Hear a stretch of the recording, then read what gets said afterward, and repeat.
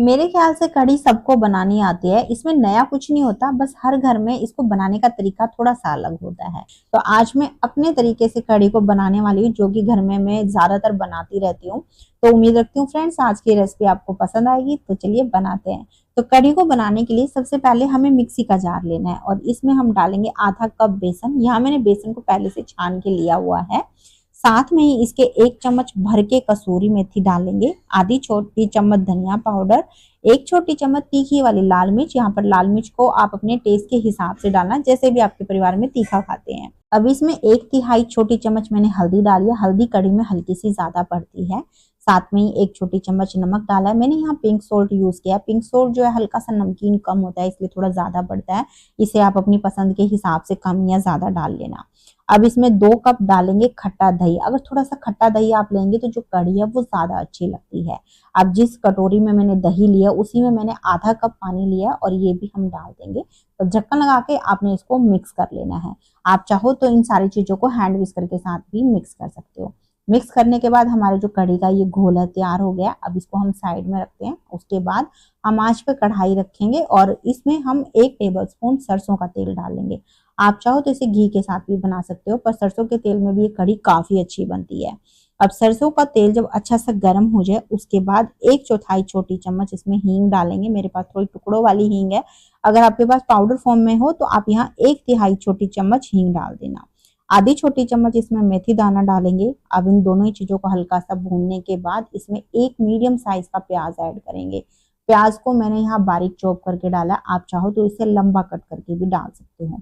बस अब इसे अच्छे से हम मीडियम आंच पे भून लेंगे। बहुत ज्यादा इसका कलर चेंज करने की जरूरत नहीं है, हल्का सा ही कुक हो जाए और थोड़ा थोड़ा इसके जो किनारे वो ब्राउन होने लगे, बस उसी स्टेज तक इसको भूनना है। तो आप देख रहे हो प्याज को मैंने अच्छे से भून लिया है। अब इस स्टेज पे जो हमने कढ़ी का घोल बनाया हुआ है वो डाल देंगे।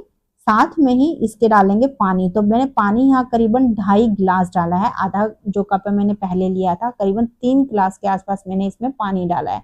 तो कढ़ी में ना पानी थोड़ा ज्यादा पड़ता है, क्योंकि इसको हम बहुत धीमी आंच पे आगे पकाएंगे और जितना ज्यादा हम कढ़ी को पकाएंगे कढ़ी उतनी ही ज्यादा टेस्टी बनेगी।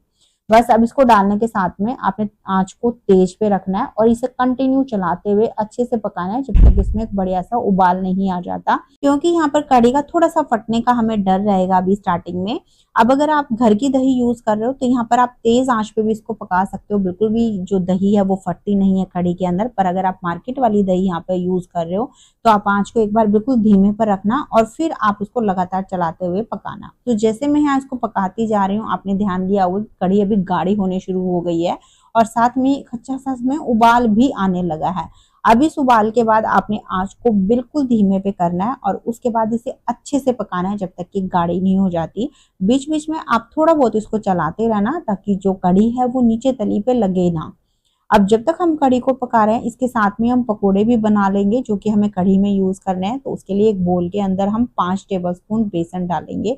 यहाँ पर बेसन की क्वांटिटी आप अपनी पसंद के हिसाब से रख सकते हो। जितने भी कम या ज्यादा अपने पकोड़े बनाने हैं उसी हिसाब से आपने यहाँ बेसन लेना है।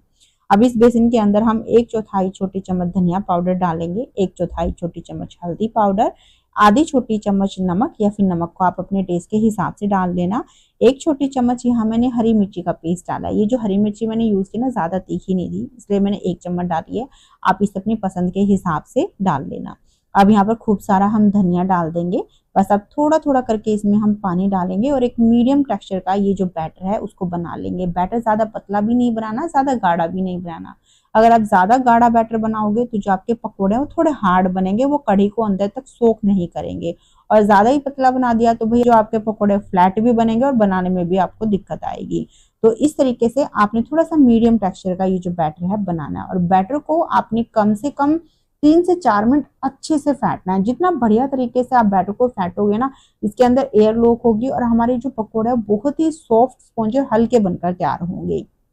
तो 3 से 4 मिनट इसको फेंटने के बाद आप यहाँ देख रहे हो बेसन का जो कलर है ना पहले के मुकाबले हल्का सा लाइट हो गया है, बैटर भी थोड़ा सा फ्लफी हो गया है। अब इस स्टेज पे मैं इसमें 1 पिंच डाल रही हूँ बेकिंग सोडा। ध्यान रखना फ्रेंड्स, सिर्फ 1 पिंच ही डालना है, इससे ज्यादा मत डालना, नहीं तो ये पकोड़े के टेस्ट को भी चेंज कर देगा और कई बार ये ऑयल को ज्यादा सोख भी कर लेता है अगर आप ज्यादा बेकिंग सोडा डालोगे तो।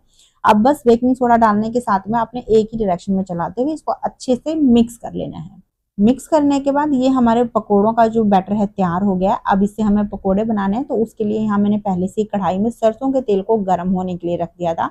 आप यहाँ सरसों के तेल की जगह कोई सा भी तेल ले सकते हो और इस तेल को हमें थोड़ा अच्छा गर्म करना है। उसके बाद आपने थोड़ा सा बेसन का ये बैटर लेना है और ऑयल के पास में इस तरीके से बिल्कुल आराम से छोड़ते जाना है, ऊपर से नहीं छोड़ना है, नहीं तो तेल की जो छींट है वो आपके ऊपर आ सकती है। थोड़ा सा आराम से आप छोड़ोगे तो ज्यादा बढ़िया रहेगा। बेसन की जो क्वांटिटी है, मतलब घोल की जो क्वांटिटी है, वो आप अपनी पसंद के हिसाब से थोड़ी सी कम या ज्यादा डाल सकते हो, जितने भी बड़े या छोटे आपको पकोड़े बनाने हैं। यहाँ मैं मीडियम साइज के पकोड़े बना रही हूँ। बस अभी इनको डालने के बाद आपने आंच को मीडियम पे रखना है और इनको पहले थोड़ा सा सीखने देना है। जब आपको लगे ना कि थोड़ी सी ऊपर की जो सरफेस है वो हल्की हल्की सी फ्राई हो गई है, उसके बाद आपने झरनी से इनको इस तरीके से उलटते पलटते हुए एक अच्छा सा गोल्डन कलर आने तक फ्राई कर लेना है। तो आप यहाँ देख रहे हो बहुत अच्छे से पकोड़े फ्राई हो गए हैं, बहुत प्यारा सा एक गोल्डन ब्राउन सा कलर अभी इनमें आ गया है। तो बस इनको हम निकाल लेंगे और इसी तरीके से बाकी के जो पकोड़े हैं उन्हें भी फ्राई कर लेंगे। आप चाहो तो उन्हें किसी टिश्यू पेपर पे या फिर किसी छन्नी पे रख सकते हो, ताकि इनके ऊपर जो हल्का फुल्का ऑयल हो तो वो भी निकल जाए। अब यहाँ पर मैं पकोड़ा आपको तोड़ के भी दिखा रही हूँ। आपको देखने से अंदाजा लग गया होगा कि बहुत ही ज्यादा सॉफ्ट और स्पॉन्जी हमारे पकोड़े बने हैं।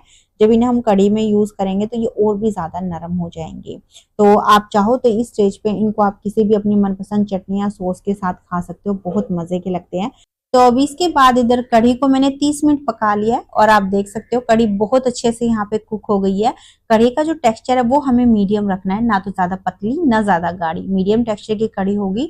तो जब इसको हम थोड़ी देर रखते भी हैं तो ये ज्यादा गाढ़ी नहीं होती है, एकदम परफेक्ट टेक्सचर इसका बना रहता है।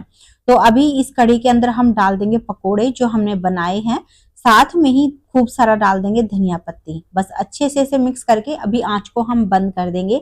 तो ये जो हमारी कढ़ी है बिल्कुल तैयार हो गई है। आप इसको ऐसे ही सर्व कर सकते हो, पर मैं इसमें एक स्पेशल छोंक लगा देती हूँ जिससे कि कढ़ी और भी ज्यादा टेस्टी लगती है।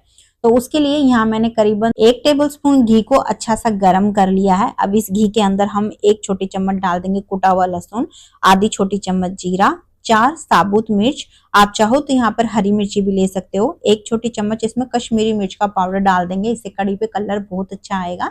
बस इनको अच्छे से भून के अब ये जो छोंक है इसे डालेंगे कढ़ी के ऊपर और अब इसको ढककर 5 मिनट ऐसे ही रहने देंगे, ताकि जो तड़के का फ्लेवर है वो बढ़िया से कढ़ी के अंदर तक आ जाए।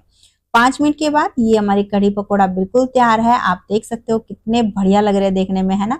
मैंने यहाँ पर इसे चावल के साथ सर्व किया हुआ है। आप अपनी मनपसंद कोई भी रोटी, पूरी, पराठे के साथ खा सकते हो, भी बहुत मजे के लगते हैं। तो यहाँ पर आप पकोड़ा देखिए कितना ज्यादा सॉफ्ट है। अभी मैं बिल्कुल गरम गरम में ही आपको दिखा रही हूँ। अब जैसे आप इसको थोड़ी देर रखोगे ना, ये पकोड़े और भी ज्यादा कढ़ी को सोख करके नरम होते जाएंगे।